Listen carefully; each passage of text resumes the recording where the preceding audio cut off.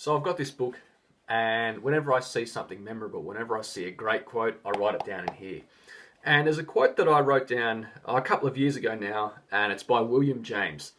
And he said, "As we become drunkards by so many separate drinks, so we become saints and authorities and experts by so many separate acts and hours of work." In other words, what you do consistently is what you become. And you know, there's biblical verses that follow the same lines and other quotes from people, but I love this quote from William James. And it ties in perfectly with today's article, which I just posted, and it's titled 3 Ways to Sharpen Your Writing Game. Now, this is perfect for those of you who want to write your own website content, you want to write your own blog articles, emails to your database, social media, and you want to be doing that consistently, and you want to get better at writing engaging and persuasive copy. Those are the two most important things if you're writing in a business sense, because obviously you want people to read your copy, but then you want to persuade them to take action however you want them to take action. So these are the 3 forms of writing that I've found to be most effective in improving my own writing skills. So in one sentence, if you want to get better at writing your own content, this is the key to doing it better. Write this one down. A good writer writes. That's it. The more you write, the better you get at doing it. The same way the more you learn a language or an instrument or any kind of discipline, the better you become at doing that. So it's these 3 avenues that are great because they encourage you to write consistently, but they also encourage you to write persuasively. Now, number 1 is keeping a journal, and I've been doing this myself for about 7 years. In the article, I go into more detail about how I got involved in that, but what I've found over the 7 years that I've been keeping a regular journal is that I've got better at being able to clearly explain why I feel a certain way, or talk about what I've been doing and how that ties into my overall mentality. Because you've got good days and you have challenging times, but as an added bonus, there's the fact that you can look back at old entries and you kind of see a history for what it really is. Now, I spoke just recently about gratitude, about the fact that we often look at the past through rose-tinted goggles. And this is great at kind of erasing that myth that things were better in the old days. And the more time goes on, the more little things get highlighted that you maybe weren't aware of as you were living them at the time. A great example of this was about 3 years ago when I was keeping my journal back then. And I read through it probably about 6 months ago. I read through this journal that I was keeping 3 years ago. And looking at it now, I realized that I was actually, if I'd kept going as I'd been going with the workload that I had on and everything that I was doing at that time and the way that I was living, I was probably 6 months away from a complete burnout.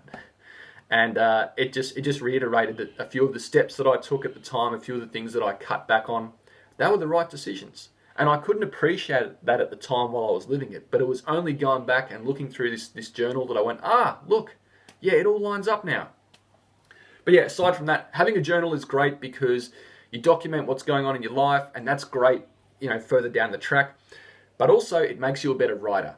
I've got plenty of entries in my journal that are pretty boring, but then I've got some entries that I read back and I go, man, you know what? Like that really summed up how I was feeling about this particular issue at that time, or it reminds me of little things that happened and I couldn't quite place chronologically. So, if you don't have a regular journal and you want to get better at writing, start doing it now. Number 2. Another great platform for improving your writing skills are online discussion boards or forums. Now, it doesn't matter what you're interested in, whether it's music, whether it's art, sports, anything like that. Chances are there's a discussion board somewhere out there that fits that interest.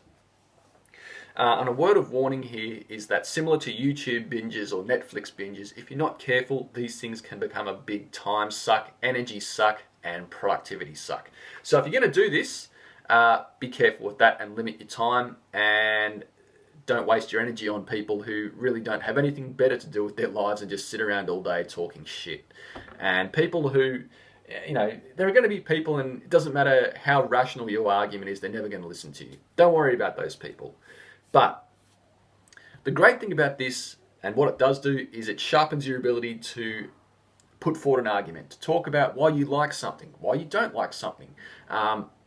And the better that you can do that, the better it translates into actually writing persuasive copy and being a convincing person, being able to put forward an argument and sell people on your idea. And that's where it translates.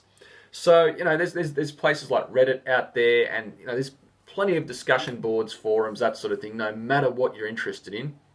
So, yeah, take a look at doing that, and just be careful with your time, be smart with your energy. But if you do it properly, you're going to see it. You're going to see it manifest in how well you're able to write persuasive copy. Very important. Third, but definitely not last, and this might not come as a surprise to you, regular blogging. Now, I've spoken plenty of times before about why regular blogging is so important, but if you're not doing it, it comes down to this. The more articles that you write, the better you become at writing engaging copy, and the stronger relationship you're building with leads and with previous customers. Because just because somebody's a previous customer, it doesn't mean they might not be a future customer.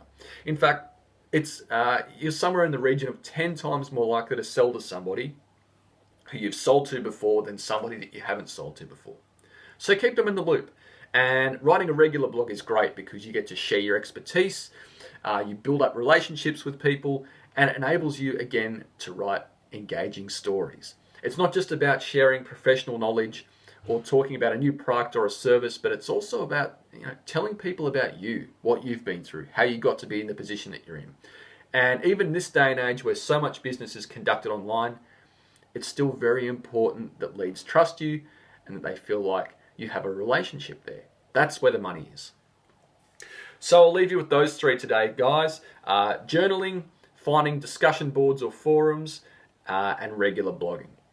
But if there's anything that you think that I've missed, anything that you've found has been great for improving your writing skills, just let me know. But share this article with anybody who's looking to sharpen their writing skills. Subscribe to this channel if you haven't had the common sense to do that already.